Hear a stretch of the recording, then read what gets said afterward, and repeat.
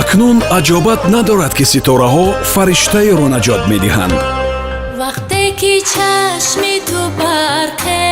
ҷамъияти ҳилоли аҳмар дар ҳамдастӣ бо маркази продюсери шоира дар назди газетаи мардумии СССР тақдим мекунанд.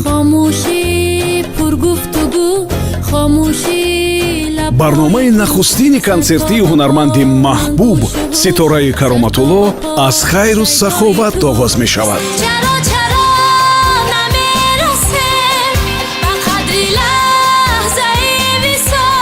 2 май соати 17 дар толори филармонияи давлатии Тоҷикистон.